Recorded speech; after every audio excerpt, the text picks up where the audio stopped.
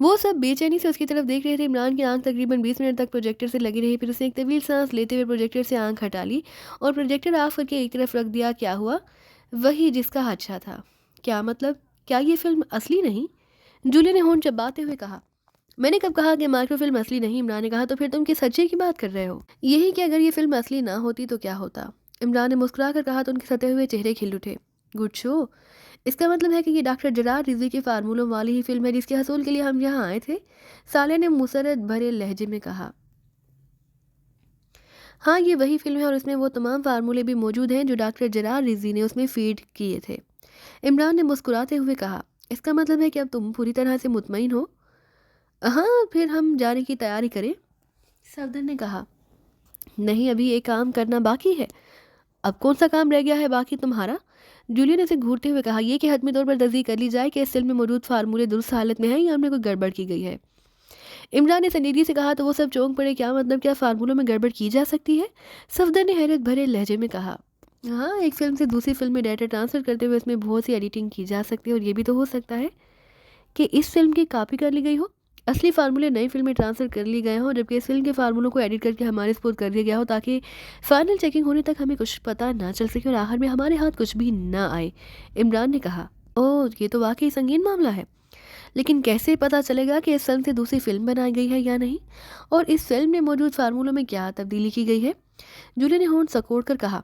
इसीलिए मुझे विटलास जजीरे की नाइट वॉच लिबर्टी के इंचार्ज डॉक्टर नेल्सन से बात करनी पड़ेगी। डॉक्टर जरार रिजवी के बाद वही एक ऐसा साइंसदान है जो इन फार्मूलों की सही माहियत समझ रखता है।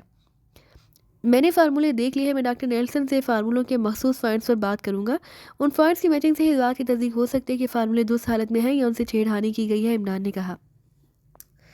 लेकिन तुम डॉक्टर नेल्सन से बात कैसे करोगे? क्या इसका फ़ोन नंबर है तुम्हारे पास? जूलिया ने कहा। इस मर्ज़ की दवा के लिए ही तो मैंने शर्लाक को हायर कर रखा है।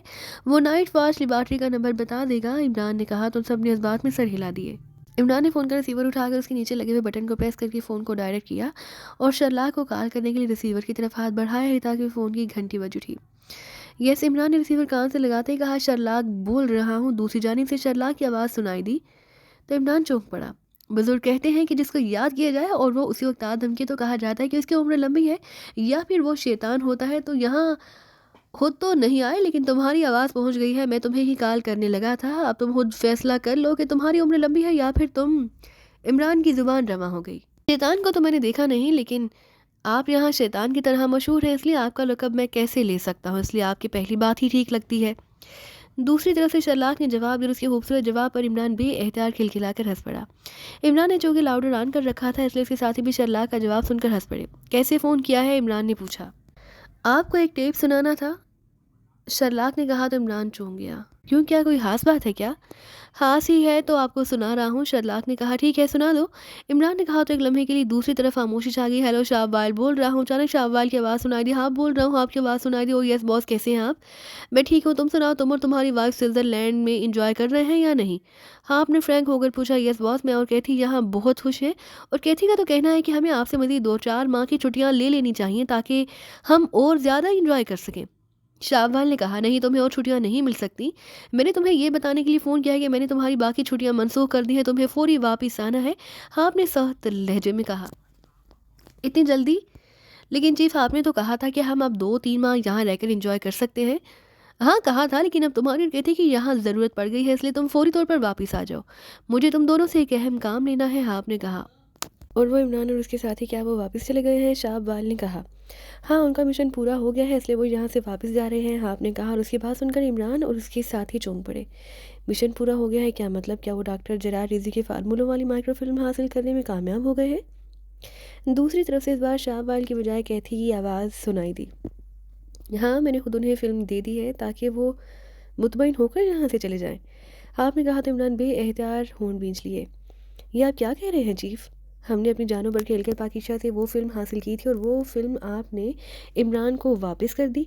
ये सब क्या है? शाहबाल ने परेशान और कदरे गुसीले लहजे में कहा। ये सब मेरी प्लानिंग का हिस्सा है। नॉनसेंस। वो यहाँ से कामयाब होने के बावजूद नाकाम वापस जा रहे हैं। हाँ, आपने कहा। कामयाब होकर नाकाम वापस जा रहे हैं? मैं कुछ समझा नहीं। शाहबाल की हैरत भरी आवाज़ सुनाई दी। अगर तुम में इतनी अकल होती तो मेरी जगह पर तुम बैठे होते। नॉनसेंस। तुम दोनों वापस आओ फिर मैं तुम्हें तफसील बता दूंगा कि मैंने उनके साथ क्या खेल खेला है। और वो किस तरह कामयाब होने के बावजूद नाकाम हुए हैं। ये सारी बातें मैं तुम्हें फ़ोन पर नहीं बता सकता, हाप ने कहा। Yes chief.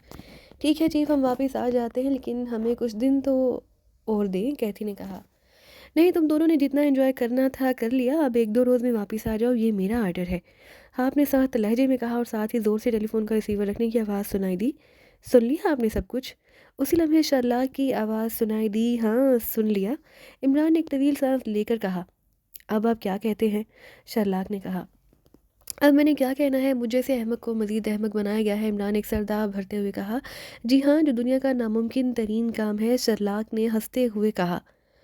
ये सारा चक्कर आपका ही चलाया हुआ मालूम हो रहा है, इमरान ने कहा। जी हाँ, उसने आपके साथ इस कदर शानदार अंदाज में सारा खेल खेला कि आप भी उसकी प्लानिंग नहीं समझ सके। वो ऐसी शानदार प्लानिंग का मास्टरमाइंड है, शर्लाक ने कहा।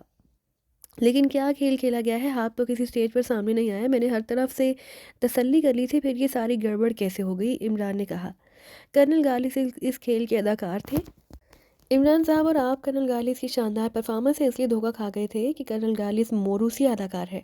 उसकी वालिदा और वालिद हॉलीवुड के मारूफ अदाकार थे। किसी ज़माने में कर्नल गालिब अदाकार रह चुका है, उसने कई ड्रामा और फिल्मों में काम किया था। उसने आपके सामने ऐसी अदाकारी की कि आप भी कुछ समझ ना सके कि वो ये सब आपके इशारों पर कर रहा है। शर्लाक ने कहा तो इमरान एक तवील सांस लेकर रह गया। बहरहाल ये बात तो मुझे भी समझ आ गई है कि अहमकों को अहमक बनाना वाकई आसान होता है, और इस बार मैं वाकई आपके झांसे में आ गया हूँ। मैं सोच भी नहीं सकता था कि कर्नल गालिब ये सब आपके कहने पर कर रहा था, और उसने किसी मरहले पर मुझे मशकूक होने का कोई मौका नहीं दिया था। वो दोनों वाकई बेहद शानदार और ज़हीन इंसान हैं, इमरान ने कहा। या आप उनकी तारीफ़ कर रहे हैं या? शर्लाक ने हंसते हुए कहा।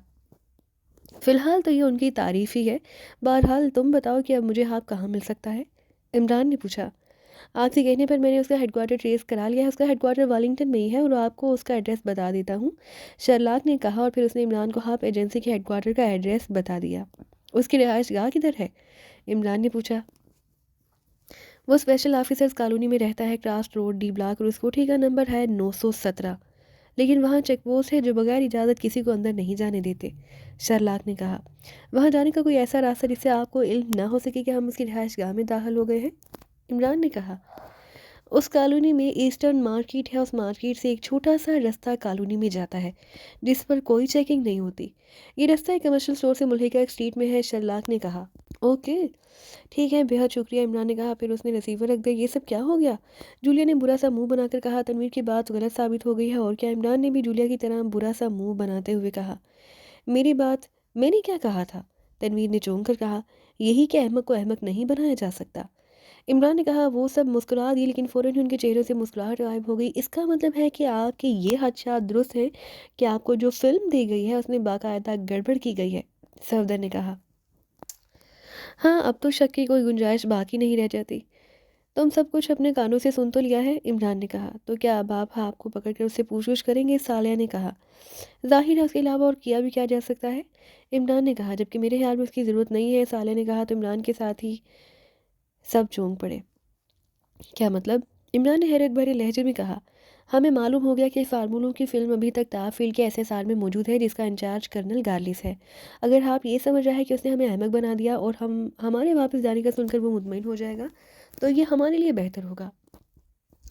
हम वापस जाते हुए किसी जगह ड्रॉप हो जाएंगे, फिर मेकअप बदल कर टाफील पहुंच जाएंगे और कर्नल गालिस को काबू करके एसएसआर से फार्मूलों वाली फ़िल्म निकाल लाएंगे। हाप एजेंसी हमारे जाने से मुतमईन हो जाएगी, इसलिए वो हमारे आड़े नहीं आएगी, साले ने कहा। गुड शो, तुमने वाकई बेहतरीन तजवीज़ दी है।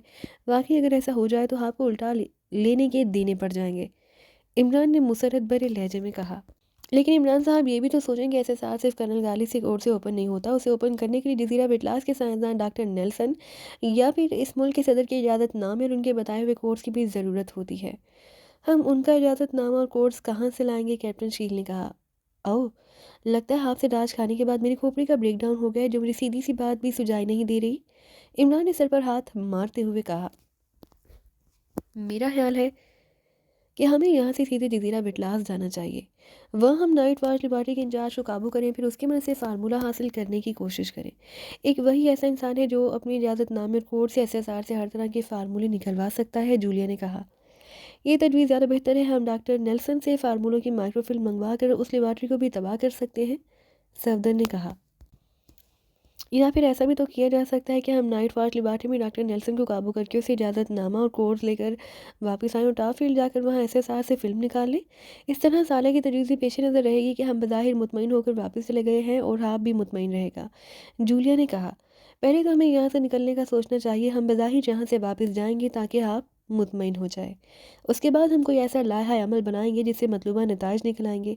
अगर फिर भी ऐसा ना हुआ तो फिर हम तनवीर एक्शन करेंगे, और तनवीर एक्शन का मतलब तुम सब समझते हो कि जो भी हमारे सामने आए उसे उड़ा दें। इमरान ने कहा तो उसकी बात सुनकर तनवीर की आंखें चमक उठी। Good show. अगर ये काम पहले ही कर लिया जाता तो हमें खामखा इतना वक्त ज़ाया ना करना पड़ता और ना को उफ़्फ़त उठानी पड़ती, तनवीर ने मुसरत भरे लहजे में कहा। तो कोई बात नहीं, जो काम पहले नहीं हुआ वो अब हो जाएगा। हम कौन सा यहाँ से वापस चले गए हैं? इमरान ने मुस्कुरा कर कहा। फिर उसने फ़ोन का रिसीवर उठाया और जायंट स्टोर के मालिक साइमन से रब्ता करने लगा ताकि वो यहाँ से वापस जाकर नए मेकअप में फिर वापस आए तो उनके पास कोई ठिकाना मौजूद हो, वो क़याम कर सके। हाँ, आप अपने ऑफिस में मौजूद था, उसके सामने शाहबान और कैथी बैठे हुए थे। वो दोनों भी कुछ देर पहले स्विट्ज़रलैंड से वापस आए थे और अपना सामान फ्लैट में रखने के बाद सीधे आपके ऑफिस में आ गए थे। हैरत है, मुझे तो अभी तक यकीन नहीं आ रहा कि इमरान इस तरह धोखा खाकर इतनी आसानी से यहाँ से मुतमईन होकर वापस चला गया है। कैथी ने हैरत भरे लहजे में कहा, आपने उन्हें आते ही सारी तफसील बता दी थी कि किस तरह उसने इमरान और उसके साथियों को डांच दिया और उन्हें नकली माइक्रोफिल्म देकर मुतमईन करके वापस जाने पर मजबूर कर दिया था। क्या वाकई इमरान और उसके साथी वापस चले गए हैं? शाह अव्वल ने कहा, उसके लहजे में भी हैरत थी। हाँ, वो वापस जा चुके हैं, मेरे आदमी उन्हें बाकायदा एयरपोर्ट पर चेक करते रहे हैं, आपने जवाब दिया। अब वाकई जीनियस है चीफ, आपने वो सब कर दिखाया जिसकी कोई उम्मीद भी नहीं कर सकता। आपने इमरान जैसे शातिर इंसान को धोखा दिया जिसका वो तसव्वुर भी नहीं कर सकता था। शाह अव्वल ने कहा, हाँ, मैंने गेम ही ऐसी खेली कि आखिर तक उसे किसी मामले पर शक ही ना हो सके कि उसे ट्रैप किया गया है। आपने मुस्कुराते हुए कहा, बहरहाल मुझे इस बात की खुशी है कि आपकी जामिल प्लानिंग की वजह से हम डॉक्टर जरार रिजी के फार्मूले भी बचाने में कामयाब हो गए हैं और इमरान जैसा इंसान भी मुतमईन होकर यहाँ से चला गया है। अब हम इत्मीनान से उन फार्मूलों पर काम कर सकते हैं, चाप वाल ने कहा। हाँ, मैंने सेक्रेटरी साइंस की इजाज़त से फार्मूलों की माइक्रोफिल्म डॉक्टर नेल्सन के पास भिजवा दी है। वो बहुत जल्द उन फार्मूलों पर काम करना शुरू कर देंगे, आपने कहा। चीफ अचानक ऐसे ने कहा तो आपके साथ शाहबाज भी चौंक कर उसकी तरफ देखने लगा। हाँ, बोलो। हमें अभी इमरान और उसके साथियों की तरफ से मुतमईन नहीं होना चाहिए कि वो यहाँ से चले गए हैं। क्या मतलब? ऐसा क्यों कह रही हो तुम? शाहवाल ने हैरत भरे लहजे में कहा। चीफ ने बताया कि उन आदमियों ने इमरान और उसके साथियों की एयरपोर्ट तक चेकिंग की है। अभी तक ये कंफर्म नहीं हुआ कि इमरान और उसके साथी वापस पाकिस्तान पहुंचे हैं या नहीं। जब तक वो पाकिस्तान नहीं पहुंच जाते हमें बहरहाल मोहतात रहना चाहिए, कैथी ने संजीदगी से कहा। हाँ, अब क्या कर सकता है वो? मैंने उसे जो फ़िल्म दी है उसमें डॉक्टर जरार रिज़वी के फार्मूलों से मिलते-जुलते फार्मूले हैं जिन्हें वो आसानी से चेक नहीं कर सकता। उन फार्मूलों का राज तब खुलेगा जब उन फार्मूलों पर काम किया जाएगा और जब उन पर फाइनल तजुर्बात होंगे, और ये काम जल्द होने वाला और आसान नहीं। हाँ, आपने मुँह बनाकर कहा। इसके बावजूद आपको उस पर पाकिस्तान तक नज़र रखनी चाहिए चीफ। बज़ाहिर हालात ऐसे हैं कि वो मुकम्मल तौर पर डाच खा गया है, लेकिन आप जानते हैं कि खुशकिस्मती भी इमरान के साथ साथ चलती है, इसलिए बाज़ औक़ात ऐसे इत्तफ़ाक़ात सामने आ जाते हैं कि उसे गैबी बातों का भी इल्म हो जाता है। इसलिए अगर वो रास्ते में ड्रॉप हो गया तो ये समझ लें कि उसके यहाँ से जाने का मतलब आपको मुतमईन करना और सिर्फ डांच देना था, और उसे आपकी गेम का इल्म हो चुका है, कैथी ने कहा। हाँ, उसे इन सब बातों को कैसे इल्म हो सकता है? तुम ये बात किस बुनियाद पर कर रही हो? शाहवाल ने मुंह बनाते हुए कहा। एक मिनट, कैथी ठीक कह रही है। वाकई हमें इतनी जल्दी इस नतीजे पर नहीं पहुंचना चाहिए कि इमरान मुतमईन होकर यहाँ से जा चुका है। इमरान के साथ वाकई ऐसा हो जाता है जैसा कैथी ने कहा।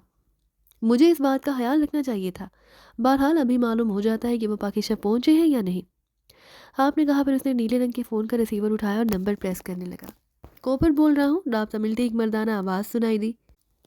आपने फ़ोन का लाउडर ऑन कर दिया ताकि शाहबाल और कैथी भी उनकी बातें सुन सके। हाँ, बोल रहा हूँ कॉपर। आपने कहा। Yes chief. एयरपोर्ट हकाम से मालूमात हासिल करो कि इमरान और उसके साथी कहाँ पर हैं। वो पाकिस्तान पहुंचे हैं या रास्ते में कहीं ड्रॉप हो गए हैं। आपने कहा। ये स्टीव मैं मालूम करता हूँ, कॉपर ने कहा।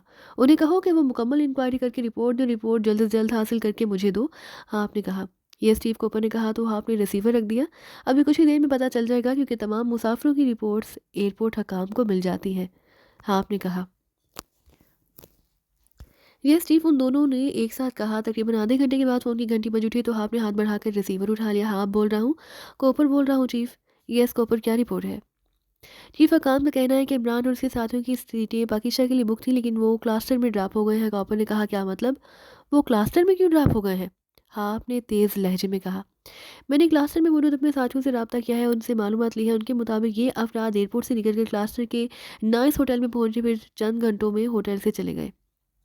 क्या वो अभी क्लास्टर में है या वहां से निकल चुके हैं? हाँ, अपने दांतों से होंठ चबाते हुए कहा। नो बॉस, ये बात हतमी है कि वो भी क्लासरूम में ही मौजूद हैं, क्योंकि एयरपोर्ट पर उनके कहीं जाने का कोई रिकॉर्ड नहीं। कॉपर ने जवाब देते हुए कहा। Bad, really very bad. इसका मतलब है कि ये लोग लाजमन मेकअप करके और नए कागजात बनवा कर कहीं गए हैं। हो सकता है कि वो वापस एक्रीमिया आए हों। हाँ, आपने कहा। ऐसा हो सकता है चीफ, कॉपर ने कहा। तुम फ़ौरन क्लासरूम के एजेंटों से कहो कि वो इस मामले की तफसीली इंक्वायरी करें, फ़ौरन और जितनी जल्द मुमकिन हो सके। हाँ, आपने चीखते हुए अंदाज में कहा। यह स्टीव दूसरी तरफ से कहा गया और हाँ, आपने गुस्से से रिसीवर केडल पर रख दिया। हाँ, कैथी का तरीका गलत नहीं था। इमरान को असल हकीकत का पता चल चुका है। हाँ, आपने गुस्से और परेशानी से होंठ काटते हुए कहा। यह स्टीव, कैथी ने कहा। अगर ऐसा हुआ है तो अब तक की हमारी सारी मेहनत बेकार गई है। हाँ, आपने कहा। यस चीफ, अब तो मैं दावे से कह सकती हूँ कि इमरान को सारी बात का इल्म हो चुका है। उसे ये भी मालूम है कि फार्मूले वाली फिल्म टॉप फील्ड के एसएसआर में है। उसका इंचार्ज कर्नल गार्लिस है। दूसरी बात यह कि इमरान को यह भी पता चल गया है कि जब तक सदर या फिर नाइट वॉच लिबर्टी के इंचार्ज डॉक्टर नेल्सन का खसूसी इजाज़तनामा और कोड्स ना लगाए जाएं, उस वक्त तक एसएसआर से फार्मूले की फिल्म निकालना नामुमकिन है। अब सोचने की बात यह है कि इस सारी पोजीशन में इमरान फार्मूलों की माइक्रोफिल्म तक कैसे पहुंच सकता है, शाह वाइल ने कहा। हाँ, यह है पॉइंट्स हैं जिन्हें पेश नज़र रखकर हम इमरान की अगली पेशकदमी के बारे में सोच सकते हैं। हाँ, आपने कहा। अगर इमरान और उसके साथी टाफिल में दाखिल होकर एसएसआर को तबाह कर दें फिर, कैथी ने कहा। नहीं, पहली बात तो ये है कि एसएसआर को तबाह नहीं किया जा सकता। अगर इमरान ने ऐसा किया तो इस सूरत में माइक्रोफिल्म वहीं तबाह हो जाएगी और इमरान ऐसा नहीं चाहेगा। वो सही हालत में वहाँ से माइक्रोफिल्म निकालने की कोशिश करेगा। यहाँ मैं तुम्हें ये भी बताता चलूँ कि माइक्रोफिल्म अब एसएसआर में नहीं बल्कि जजीरा विटलास की नाइट वॉच लिबर्टी में डॉक्टर नेल्सन तक पहुँच चुकी है। इसलिए इमरान का टॉप फील्ड पर हमला बेफ़ायदा होगा। हाँ, आपने कहा। ये भी तो हो सकता है कि इमरान को ये भी मालूम हो चुका हो कि फार्मूला एसएसआर से निकाला जा चुका है। ओह ओह, ऐसा हुआ तो वो अपने साथियों समेत वहीं जाएगा। हाँ, आपने उछलते हुए कहा। मेरा ख्याल है कि इमरान यहाँ से गया ही इसलिए है कि आप मुतमईन हो जाए और वो क्लास से अपने साथियों समेत विटलास जजीरे पर पहुँच जाए। हाँ, तुम ठीक कह रहे हो, ऐसा होना मुमकिन है। इमरान मेरी और सदर साहब की आवाज़ों की भी नकल करके डॉक्टर नेल्सन को डाच दे सकता है। मुझे डॉक्टर नेल्सन को फ़ौरन अलर्ट करना चाहिए। आपने कहा और साथियों से हाथ बढ़ाकर सोच रंग के फ़ोन का रिसीवर उठाया, नंबर प्रेस करने लगा। Yes night watch liberty. राब्ता कायम होते ही दूसरी तरफ से एक निस्वानी आवाज़ सुनाई दी। हाँ, आप एजेंसी का चीफ। हाँ, बोल रहा हूँ एक्टीमिया से। डॉक्टर नेल्सन से बात कराओ। हाँ, आपने एक राहत लहजे में कहा। होल्ड करें, दूसरी तरफ से कहा गया। यस डॉक्टर नेल्सन बोल रहा हूँ। डॉक्टर नेल्सन की आवाज़ सुनाई दी। डॉक्टर, मैंने आपको इसलिए कॉल की है कि मैंने पाकिस्तानी एजेंटों को दाज देने की जो कोशिश की थी वो नाकाम हो गई है। उन्हें हमारी प्लानिंग का इल्म हो गया है, इसलिए हो सकता है कि वो फार्मूलों की फ़िल्म हासिल करने के लिए टॉप फील्ड के एसएसआर जाएं, या फिर ये भी मुमकिन है कि वो फार्मूलों के हसूल के लिए लिबर्टी में पहुंच जाएं। वहाँ वो रेड भी कर सकते हैं, या फिर ऐसा भी हो सकता है कि वो आपसे मेरी या सदर साहब की आवाज़ में बात करने की कोशिश करें। इसलिए मैंने इन तमाम बातों को मद्देनज़र रखकर अलर्ट रहना है और ऐसी किसी भी सूरत में आपने डायरेक्ट मुझसे रब्ता करना है। हाँ, आपने मुसलसल बोलते हुए कहा। अरे लेकिन उन्हें आपकी प्लानिंग का कैसे पता चल गया? आपने तो कहा था कि आपकी प्लानिंग इंतहाई फूल प्रूफ है। डॉक्टर नेल्सन ने सख्त लहजे में कहा। अभी ये मालूम नहीं हो सका कि उन्हें ये सब कैसे मालूम हुआ, लेकिन ये कन्फर्म है कि वो पाकिस्तान नहीं गए हैं, बल्कि रास्ते में ड्रॉप हो गए हैं। वो किसी भी वक्त यहाँ वापस आ सकते हैं, इसलिए आपको चौकन्ना रहना इंतहाई ज़रूरी है। हाँ, आपने कहा। ठीक है, मैं मुहतात रहूँगा और लिबार्टी में रेड अलर्ट कर देता हूँ ताकि वो यहाँ अगर आएँ तो सिक्योरिटी के हाथों ख़त्म हो जाएँ। डॉक्टर नेल्सन ने कहा। अगर आप कहें तो मैं आपकी और लिबार्टी की हिफाजत के लिए अपने एजेंटों को वहाँ भेज दूँ। आपने कहा। नहीं, इसकी ज़रूरत नहीं पड़ेगी। यहाँ की सिक्योरिटी बेहद टाइट है और यहाँ की सिक्योरिटी स्टार एजेंसी के पास है, वो खुद ही उन्हें संभाल लेंगे। डॉक्टर नेल्सन ने कहा। और फिर ठीक है, आपने इत्मीनान भरे लहजे में कहा। फिर उसने हाथ बढ़ाकर कैडल दबाया। फिर टोन क्लियर होते ही एक बार फिर तेज़ी से नंबर प्रेस करने लगा। Top field. राब्ता मिलते ही एक मर्दाना आवाज़ सुनाई दी। हाँ, बोल रहा हूँ, कर्नल गार्ली से बात कराओ। हाँ, आपने ग्रहत लहजे में कहा। यस सर, होल्ड करें, दूसरी तरफ से कहा गया। फिर चंद लम्हों के लिए रिसीवर में खामोशी छा गई। कर्नल गार्लिस बोल रहा हूँ। चंद लम्हों बाद कर्नल गार्लिस की आवाज़ सुनाई दी। हाँ, बोल रहा हूँ कर्नल गार्लिस। आपने कहा। ओ तुम बोलो, कैसे फ़ोन किया? इमरान को उस माइक्रोफिल्म पर शक हो गया है। वो फिल्म लेकिन पाकिस्तान रवाना हो गए थे, लेकिन पाकिस्तान पहुंचने की बजाय वो क्लास्टर में ड्रॉप हो गए। इसके बाद से वो गायब हैं और अब वो यकीनन असली माइक्रोफिल्म हासिल करने के लिए या तो टाफिल पर रेड करेंगे या फिर नाइट वॉच लिबर्टी की तरफ जाएंगे। आप फौरी तौर पर टाफिल पर रेड अलर्ट करते हैं जब तक मामला क्लियर ना हो जाए। उस वक्त तक आप भी टाफिल के अंदर ही रहेंगे। हाँ, आपने तेज़ तेज़ बोलते हुए कहा। अरे लेकिन उन्हें शक कैसे हुआ? कर्नल गार्लिस ने परेशानी के आलम में कहा, इस मामले में तहकीकात करा रहा हूँ, जल्द ही असल बात सामने आ जाएगी। आप बस अब अपनी और टाफिल की हिफाजत यकीनी बनाएं, मैंने इसी मकसद के लिए आपको कॉल की है। मैंने डॉक्टर नेल्सन को भी अलर्ट कर दिया। इमरान बेहद शातिराना जहन का मालिक है, ऐसा ना हो कि वो हमारे सीनों पर पहुंच जाए और हम इत्मीनान से बैठे रह जाएं। हाँ, आपने कहा ठीक है, लेकिन मुझे कब तक टॉप फील्ड तक महदूद रहना होगा? तुम जानते हो कि मैं रोज़ाना मार्टिन क्लब जाता हूँ, कर्नल गार्लिस ने जैसे मुंह बनाकर कहा। सिर्फ चंद रोज़ बर्दाश्त कर लें कर्नल गार्लिस, इसी में आपकी बल्कि हम सबकी भलाई है, आपने मिन्नत भरे लहजे में कहा। अगर उन्हें ज़्यादा वक्त लग गया तो क्या मैं इसी तरह यहाँ छुपा बैठा रहूँगा? उनका कुछ करो आप, उन्हें किसी तरह हलाक करा दो ताकि ना रहे बांस ना बजे बांसुरी, कर्नल गार्लिस ने कहा। आप फिक्र ना करें जनाब, मैंने अपने एजेंटों को उनके पीछे लगा दिया है। उन्हें ट्रेस करने में कुछ वक्त तो लगेगा, लेकिन मैं आपको यकीन दिलाता हूँ कि जैसे ही हमें उनका कोई क्ल्यू मिलेगा, हम उन पर मौत बनकर टूट पड़ेंगे और उनमें से कोई भी एक भी जिंदा नहीं बच सकेगा, आपने कहा। हाँ, अजीब उलझन में डाल दिया है तुमने, कर्नल गाली से गराहट भरे लहजे में कहा। अगर आप कहें तो मैं अपने एजेंट वहाँ भेज दूँ? आपने कहा नहीं, मैं यहाँ रेड अलर्ट कर देता हूँ, तुम अपने एजेंटों के जरिए उन्हें बाहर ट्रेस कराओ, वो यहाँ आए तो मैं खुद ही उनसे निपट लूँगा, कर्नल गालिस ने कहा। ठीक है, जैसा आप मुनासिब समझे, बहरहाल मोहतात रहें, गुड बाय, आपने कहा और रिसीवर केबल पर रख दिया। अब आप हमें इजाज़त दें चीफ के इस सिलसिले में हम भी अपना काम शुरू कर सकें, शाहबान ने कहा तो हाफ चौंक कर उसकी तरफ देखने लगा। क्या मतलब? आपने पूछा। आप हमें हुक्म दें ताकि हम उन्हें ट्रेस करके हलाक कर सकें, शाहबान ने कहा। यस स्टीव, शाहबान ठीक कह रहा है, अब हमें भी मैदान में उतरना चाहिए, हम उनके बारे में बहुत कुछ जानते हैं, अब यही आखिरी सूरत रह गई है कि हम उन्हें ट्रेस करके हलाक कर दें, वरना वो हमारे लिए मुसलसल दर्द सर बने रहेंगे। कैथी ने दांतों से ऊन काटते हुए कहा, ओके, अगर तुम उन्हें ट्रेस करके हलाक कर सकती हो तो मैं तुम्हें इसकी इजाज़त देता हूँ, मुझे अब हर सूरत में उनकी हलाकत की खबर मिलनी चाहिए। हाँ, आपने कहा तो उन दोनों की आंखों में तेज चमक उभर आई। यस स्टीव, आपको जल्द ही उनकी हलाकत की खुशखबरी सुनाएंगे, कैथी ने कहा। Okay, wish you good luck. आपने कहा तो उन दोनों ने इस बात में सर हिला दिए। वो दोनों कुछ देर चीफ हाफ से बातें करते रहे, फिर उससे इजाज़त लेकर वो उठकर खड़े हो गए। फिर वो हाफ को सलाम करके बैरूनी दरवाजे की तरफ बढ़ते चले गए।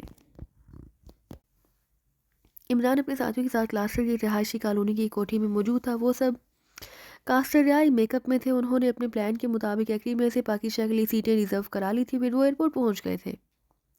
एयरपोर्ट पहुंचते ही इमरान और उसके साथियों को अपनी निगरानी का इल्म हो गया। उन्होंने कोई परवाह ना की और इत्मीनान से पाकिस्तान जाने वाली तैयारी में सवार हो गए। फिर त्यारा उन्हें लेकर पाकिस्तान की तरफ रवाना हो गया, लेकिन जब त्यारा फ्यूल लेने के लिए क्लास एयरपोर्ट पर लैंड हुआ तो वो सब वहीं ड्रॉप हो गए। फिर एयरपोर्ट से निकलकर वो एक होटल में पहुंचे। उन्हें क्लास एयरपोर्ट पर भी चंद मशकूक अफराद दिखाई दिए जो उनकी निगरानी कर रहे थे, इसलिए उन्होंने होटल में आकर अपने मेकअप बदले। फिर होटल के एक भी रास्ते से निकलकर बाहर आ गए।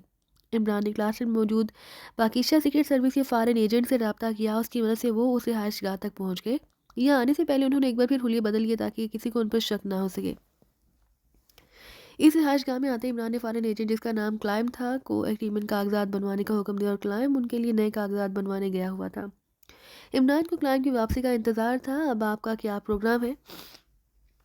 आप हास्टल के इलाके में मौजूद टाप फील्ड में जाना चाहते हैं या यहाँ से डायरेक्ट विटलास जजीरे पर जहाँ टाप वाच लिबार्टी मौजूद है? कैप्टन शील ने इमरान से मुखातिब होकर कहा। वो सब एक कमरे में बैठे थे। ये सवाल कोई और करता तो मैं कहता कि इसका जवाब कैप्टन शील से पूछो, लेकिन चूंकि सवाल तुमने किया है इसलिए अब मैं ये कहूँगा कि इस सवाल का जवाब जूलिया बताएगी। इमरान ने मुस्कुराकर कहा। मैं बताऊंगी? क्या मतलब? मैं क्या बताऊं? जूलिया ने चौंक कर कहा। ये कि मैं क्या सोच रहा हूँ, इमरान ने उसी अंदाज में कहा। तुम्हारी सोच के बारे में सिर्फ वही अंदाज़ा लगा निकाला जा सकता है, जूलिया ने कहा। क्या अंदाज़ा लगाया तुमने?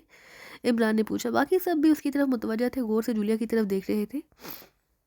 तुम ये सोच रहे हो कि हम सबको एक पॉइंट पर इकट्ठे काम करने के बजाय ग्रोहों की सूरत में दो अलग अलग जगहों पर काम करना चाहिए। फार्मूला की फिल्म दो जगहों पर होने की उम्मीद की जा सकती है, एक तो एसएसआर और दूसरी जगह नाइट वॉच लेबॉर्ट्री है। पहली सूरत में फार्मूला की फिल्म एसएसआर से निकाली ही नहीं गई। अगर उसे वहाँ से निकाला गया है तो वो मंजिल लामहला नाइट वॉच लेबॉर्ट्री हो सकती है। अगर हम एक साथ काम करें, काम की बजाय दो ग्रुप्स में काम करें, तो फिर उससे दो फ़ायदे हो सकते हैं। पहला फ़ायदा तो ये होगा कि हम एक साथ अलग अलग मंजिलों तक पहुँच जाएंगे। दूसरा ये कि फार्मूलों की फिल्म जहाँ होगी उसका जल्द पता चल जाएगा। और तीसरा, हमें ये सबसे बड़ा फ़ायदा होगा कि दो ग्रुप्स में होने की वजह से हाफ एजेंसी की तवज्जो बढ़ जाएगी और उससे ये अंदाज़ा लगाना मुश्किल हो जाएगा कि हमारा असल ग्रुप कौन सा है और कहाँ काम कर रहा है। इसके अलावा हमें ये फ़ायदा भी होगा कि अगर ऐसे साल में फार्मूलों की फ़िल्म ना हुई तो हम डार्कफील्ड को तबाह कर सकते हैं, और अगर फ़िल्म नाइट फ्लाइट लिबर्टी में ना मिली तो हमारा टारगेट लिबर्टी होगी। दोनों सूरतों में उनका नुकसान तो होगा ही। जूलिया ने कहा तो सब चौंक पड़े और इमरान ने तो बाकायदा दोनों हाथों से अपना सर पकड़ लिया। क्या मिस जूलिया ठीक कह रही हैं? तनवीर ने इमरान को सर पकड़ते देखकर हैरत भरे लहजे में कहा, मैं ये सोच रहा हूँ कि मेरे माथे पर तो ये सब लिखा हुआ नहीं है जिसे जूलिया ने पढ़ लिया। ये काम तो कैप्टन शील का है, लेकिन अब जूलिया ने भी मेरा दिमाग पढ़ना शुरू कर दिया, जो यकीनन इंतहाई खतरनाक बात है। इमरान ने बौखलाए हुए लहजे में कहा तो जूलिया के होंठों पर बेएहतियात मुस्कुराहट आ गई। बाकी सब हैरत से जूलिया की तरफ देख रहे थे। तो क्या वाकई यही सोच रहे थे? सफदर ने हैरत भरे लहजे में कहा, हाँ, इससे बेहतर और कोई ऑप्शन नहीं कि हम बजाय एक तरफ काम करने की दो जगहों पर एक साथ काम करें। एक ग्रुप जजीरा बिटलास जाकर नाइट वाच की पार्टी में डॉक्टर नेल्सन को काबू करे और दूसरा ग्रुप टारफील्ड पर अपनी जौहर दिखाए। इमरान ने मुस्कुराते हुए कहा, फिर इससे पहले कि उनमें कोई बात होती, काल बैल बजने की आवाज़ सुनाई दी तो सफदर उठा और तेज से चलता हुआ बैरूनी दरवाजे की तरफ बढ़ता चला गया। जब वो वापस आया तो उसके साथ क्लास्टर का फॉरेन एजेंट क्लाइम भी था। क्लाइम ने जेब से कागजात निकाल कर इमरान की तरफ बढ़ा दिए। बैठो, इमरान ने कहा तो क्लाइम शुक्रिया अदा करके बैठ गया और इमरान उसके लाए हुए कागजात चेक करने लगा। वो काफ़ी देर तक कागजात का जायजा लेता रहा, पर उसके चेहरे पर इत्मीनान के तासुरात उभर आए। गुड शो क्लाइम, तुमने वाकई अच्छा काम किया है, इमरान ने उसकी तारीफ करते हुए कहा। थैंक यू इमरान साहब, अगर आपकी तारीफ मेरे लिए किसी एजाज़ से कम नहीं, क्लाइम ने मुसरत भरे लहजे में कहा। मैं तुमसे चंद ज़रूरी सवाल पूछना चाहता हूँ, मुझे उन सवालों की सोच समझ कर और ठीक ठीक जवाब देना। इमरान ने कहा, जी हाँ ज़रूर पूछें। हासन के इलाके में एक बेस कैंप है जिसे टाप फील्ड कहा जाता है, उसके बारे में जानते हो कुछ? इमरान ने उसकी तरफ गौर से देखते हुए पूछा। नाम तो सुना है, लेकिन उसके बारे में मेरे पास ज़्यादा कोई मालूमात नहीं है, क्लाइम ने कहा। तुम्हारे जहन में ऐसी कोई टिप भी नहीं जो टाप फील्ड से मुतालिक हो, या कोई ऐसा शख्स जो टाप फील्ड से मुतालिक हो? इमरान ने कहा। इस मामले में मेरे जहन में एक नाम मौजूद है, क्लाइम ने कहा। क्या? इमरान ने चौंक कर पूछा। मार्डर्स क्लब, क्लाइम ने कहा। मार्डर्स क्लब क्या मतलब है? इस क्लब का टाप फील्ड से क्या ताल्लुक है? इमरान ने हैरान होते हुए कहा। ये आर्मी क्लब है और उस क्लब में टॉप रैंक के फौजी ही आते हैं, जहां उनके मिजाज का हर सामान मिलता है, और ये उनका पसंदीदा क्लब है, क्लाइम ने कहा। कहाँ से है ये क्लब? ये क्लब वेलिंगटन में ही है, लेकिन वहाँ दो रोज़ दूर दराज से भी फौजी ऑफिसर आते हैं, जिनमें जनरल, कर्नल और मेजर कैप्टन शील भी शामिल होते हैं। इस क्लब का जनरल मैनेजर मार्जिस मेरा दोस्त है, उसका उसके उन सबसे गहरे ताल्लुकात हैं, वो शायद इस मामले में आपकी मदद कर सकता है, क्लाइम ने कहा। क्या मार्जिस एक क्रीमियन है? इमरान ने पूछा। जी हाँ, वो एक क्रीमियन है। तो फिर क्या वो अपने मुल्क के अपने दोस्तों के खिलाफ हमारी मदद कर सकेगा?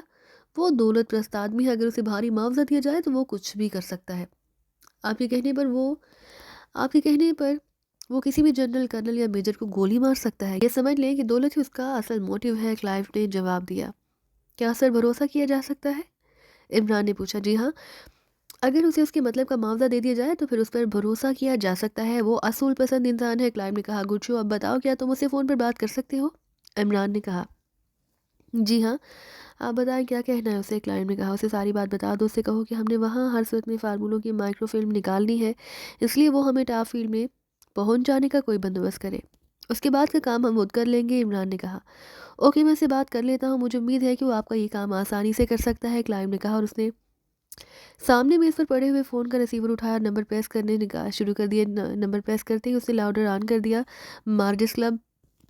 रब्ता कायम होते ही दूसरी तरफ से एक निसानी आवाज़ सुनाई दी। मैं क्लास्टर से क्लाइम बोल रहा हूँ, मार्जिस से बात कराओ, क्लाइम ने सख्त लहजे में कहा। यस सर, होल्ड करें, दूसरी तरफ से कहा गया। मार्जिस बोल रहा हूँ। चंद लम्हों बाद एक भारी मर्दाना आवाज़ सुनाई दी। मार्जिस, क्लाइम बोल रहा हूँ, क्लास्टर से। हाँ क्लाइम, बोलो, कैसे फ़ोन किया है? मार्जिस ने तेज़ लहजे में कहा।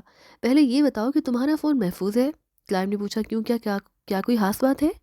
मार्जिस ने हैरत भरे लहजे में कहा। तुम्हें भारी दौलत कमाने का मौका मुहैया करना है, क्लाइम ने कहा। ओ गुड शो, तुम वाकई दोस्तों के दोस्त हो, 1 मिनट में फ़ोन महफूज कर लूँ, दूसरी तरफ से इंतहाई मुसरत भरे लहजे में कहा गया। इमरान उसके अंदाज से समझ गया कि उसका मोटिव वाकई दौलत कमाना है।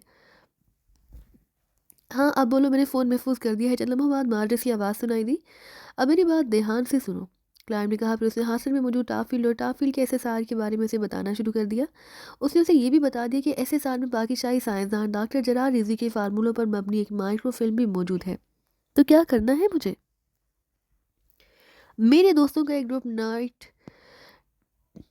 टाप फील्ड में काम करना चाहते हैं। क्लाइंट ने कहा, कैसा काम? काम का छोड़ो, तुम्हें उन्हें किसी तरह से टाप फील्ड तक पहुंचा दो, उन्हें वहां कहीं एडजस्ट कर दो। अपना काम वो खुद कर लेंगे, तुम्हारा नाम नहीं आएगा, इसकी मैं तुम्हें गारंटी देता हूँ। क्लाइंट ने कहा, नहीं ये नामुमकिन है। मार्जिस ने कहा, क्यों, तुम्हारे लिए क्या नामुमकिन है? मैं जानता हूँ तुम्हारे फौजी ऑफिसरों से गहरे ताल्लुकात हैं, तुम्हारे कहने पर वो कुछ भी कर सकते हैं। क्लाइंट ने कहा, हाँ ये दुरुस्त है, लेकिन इन दिनों हालात मुख्तलिफ है, तुम शायद नहीं जानते, उन दिनों टॉप फील्ड में रेड अलर्ट है। वहाँ स्पेशल बॉस के बगैर ना तो कोई अंदर जा सकता है, ना अंदर से बाहर आ सकता है। और ये स्पेशल पास सिर्फ कर्नल गालिस ही जारी करता है। मार्जिस ने जवाब दिया। इमरान ने इशारा किया तो क्लाइंट ने रिसीवर उसकी तरफ बढ़ा दिया। क्या ये पाबंदी टॉप फील्ड के बाहर मौजूद सिक्योरिटी पर भी लागू है? इमरान ने क्लाइंट की आवाज़ में पूछा तो क्लाइंट के चेहरे पर हैरत के तासुरात उभर आए, लेकिन वो खामोश रहा। हाँ, बाहर मौजूद सिक्योरिटी में अंदर चली गई है। अब बाहर की चेकिंग के लिए सिक्योरिटी कैमरों से काम लिया जा रहा है। मार्जिस ने जवाब दिया। कोई सूरत निकालो मार्जिस, मुआवजे की तुम फिक्र ना करो, तुम जो कहोगी तुम्हें अदा कर दिया जाएगा। इमरान ने कहा, कितने अफराद हैं जो टॉप फील्ड में जाना चाहते हैं? चंद लम्हे तौक़ुफ़ के बाद मार्जिस ने पूछा। 4 अफराद का ग्रुप है, जिसमें 2 लड़कियां भी शामिल हैं। इमरान ने कहा तो उसके साथ ही बेएहतियात चौंक पड़े। इमरान के साथ 5 अफराद थे, सफदर, कैप्टन शील, तनवीर, जूलिया और सालिया। जिसका मतलब था कि इमरान जूलिया और सालिया समेत 2 मर्दों को भेजना चाहता था और वो अपने साथ किसी एक को रखना चाहता था। नहीं, ये तो बहुत मुश्किल है। 4 तो क्या, इन हालात में एक आदमी को भी वहाँ भेजना नामुमकिन है। सॉरी। माजिद से कहा तो इमरान एक तवील सांस लेकर रह गया। ओके, तुम्हारी मर्जी, गुड बाय। इमरान ने कहा। दूसरी तरफ से जवाब सुने बगैर उसने रिसीवर रख दिया।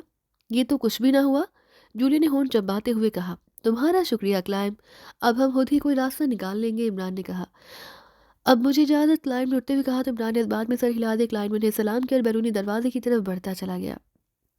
तो आप टॉप फील्ड में 4 अफराद भेजने का सोच रहे हैं? क्लाइंट के जाने के बाद सफदर ने इमरान से मुहातिब होकर कहा, हाँ सोचा तो यही था मैंने। इमरान ने कहा, तुमने 2 लड़कियों को कहा था, इसका मतलब है कि तुम मुझे या सालिया को अपने साथ नहीं रखना चाहते थे? क्या मैं इसी वजह पूछ सकती हूँ? जूलिया ने उसे तेज नजरों से घूरते हुए कहा, अब हमें फास्ट एक्शन करना पड़ेगा, तभी काम होगा। तुम और सालिया के साथ अब्दुल और कैप्टन शील को मैं टॉप फील्ड में भेजना चाहता हूँ, जबकि तनवीर को अपने साथ रखकर मैं जजीरा विटलास पर हमला करने का सोच रहा था, ताकि हम अपने अपने हिस्से का काम तेज़ी से और फुल एक्शन में रहकर कर सकें। इमरान ने जवाब दिया, अगर तुम्हारा यही प्रोग्राम है तो फिर तुम हमारे लिए आसान रास्ता क्यों बना रहे हो? हमें टॉप फील्ड पर रेड करना है तो फिर ये काम तुम हमारे पर छोड़ दो, हम खुद ही वहाँ पहुँचने का रास्ता बना लेंगे और टॉप फील्ड को तबाह कर देंगे। जूलिया ने कहा, ये सब इतना आसान नहीं। तुमने सुना नहीं मार्जिस ने क्या कहा? टॉप फील्ड में रेड अलर्ट कर दिया गया है, ये रेड अलर्ट में वहाँ एक मक्खी भी नहीं जा सकती। इमरान ने कहा, हम मक्खियाँ नहीं इंसान हैं और हमें अपने रास्ते बनाने आते हैं। अब तुम सिर्फ ये फैसला करो कि तुम्हें अपने साथ तनवीर को ले जाना है या किसी और को। जूली ने सर झटक कर कहा, मैं तो कहता हूँ कि मरने के लिए इन सबको जाने दो और तुम मेरे साथ आ जाओ।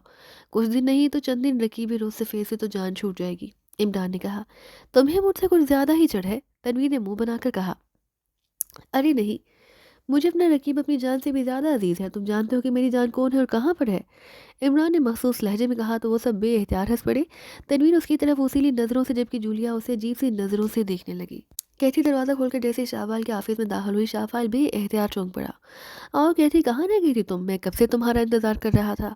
शाहवाल ने कहा तो कैथी आगे बढ़ी और उसने सामने कुर्सी पर बैठ गई। मुझे एक ज़रूरी काम था, इसलिए मैं फ्लैट से देर से निकली और तुम मेरा क्यों इंतज़ार कर रहे थे? मैं तुम्हें बताना चाहता था कि मैंने इमरान और उसके साथियों को तलाश करने और उन्हें हलाक करने के लिए रेड ग्रुप को हायर कर लिया है। शाहबान ने कहा तो कहती बेएहतियात चौंक पड़ी। Red group? क्या तुम्हें यकीन है कि रेड ग्रुप इमरान और उसके साथियों को ले तलाश कर लेगा? कैथी ने हैरत भरे लहजे में कहा, हाँ ये ग्रुप ऐसे कामों में माहिर है, जल्द ही उनकी तरफ से हमें खुशखबरी सुनने को मिलेगी। शाहवाल ने कहा, इमरान और इसके साथी कहाँ पर है? इस बारे में कोई रिपोर्ट मिली है या नहीं? कैथी ने पूछा। हाँ, मालूम हुआ कि इमरान और उसके साथी भी क्लासरूम में ही है। शाहवाल ने जवाब दिया, अगर वो क्लासरूम में ना हुए तो फिर तभी रेड ग्रुप भी हमें मालूमात मुहैया कर देगा। जब ये कंफर्म हो जाएगा कि वो लोग क्लास्टर से निकल चुके हैं तो फिर हम उन्हें वालिंगटन और दूसरी जगहों पर तलाश करने का काम शुरू कर देंगे और वो जहाँ भी होंगे उनका पता चल जाएगा। शाहबाल ने कहा तो कैथी ने इस बात में सर हिला दिया। इससे पहले कि उनमें मजीद कोई बात होती, फ़ोन की घंटी बज उठी। यस, शाहबाल ने हाथ बढ़ाकर फ़ोन का रिसीवर उठाकर कान से लगाते हुए इंतहाई रहत लहजे में कहा,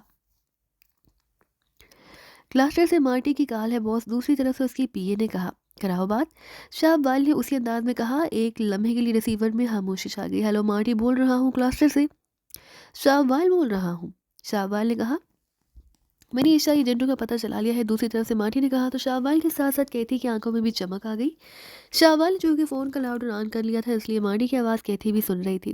गुरशो कहाँ पर है वो? शाहवाल ने मुसरत भरे लहजे में कहा। वो एक्रीमिया से रवाना हो चुके हैं, मार्टी ने जवाब दिया। तो शाहवाल ने बेएहतियात होंठ भींच ली। कैसे पता चला तुम्हें कि वो एक्रीमिया से रवाना हो गए हैं? पूरी तफसील बताओ, शाहवाल ने घबराहट भरे लहजे में कहा। मैंने आपके हुक्म पर उनकी फ़ौरन तलाश शुरू कर दी थी। मुझे इत्तला मिली कि 4 मर्दों और 2 औरतों का एक ग्रुप है जो कास्टरियाई हैं, एक रिहायशी कॉलोनी में कोठी में मौजूद है।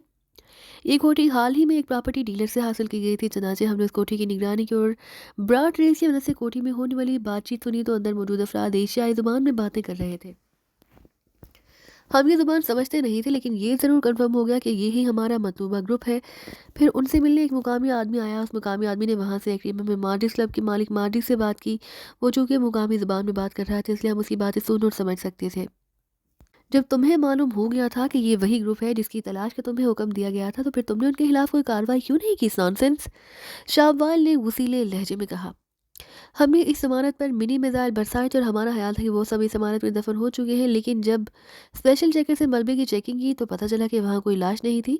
वो बमबारी से पहले उगभी रास्ते से निकल गए थे। इंक्वायरी करने पर पता चला कि वो 2 टैक्सियों में सवार होकर एयरपोर्ट पहुंचे हैं। हम फ़ौरन उनके पीछे गए, लेकिन तब तक उनकी फ़्लाइट रवाना हो चुकी थी। उनके हुलिये क्या है? साहबाल ने पूछा। उन्होंने जिन टैक्सी में एयरपोर्ट तक सफ़र किया था, उन टैक्सियों के ड्राइवरों के कहने के मुताबिक वो 6 अफराद एक्रीमियन थे, मार्टी ने जवाब दिया। फिर वो उनके हुलिये बताने लगा।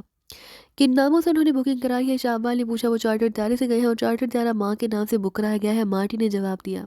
त्यारे की तफसील बताओ, शाहबाल ने इसी तरह घबराहट भरे लहजे में कहा। तो मार्टी ने उसे त्यारे की तफसील बता दी। ओके शुक्रिया, शाहबाल ने कहा और रिसीवर रख दिया।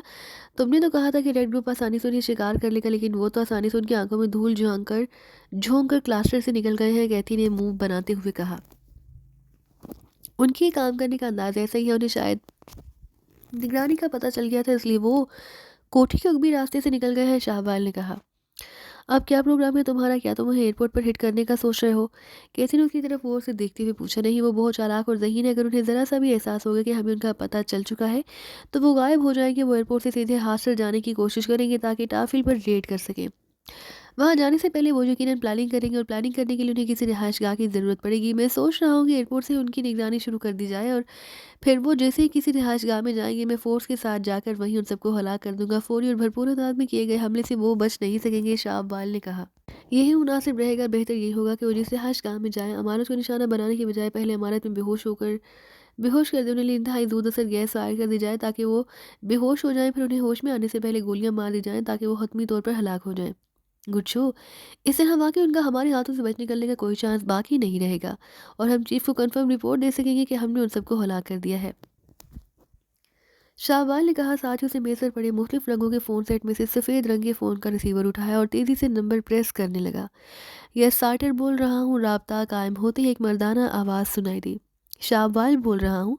शाहबाल ने कहत और इंतहाई सख्त लहजे में कहा। Yes boss.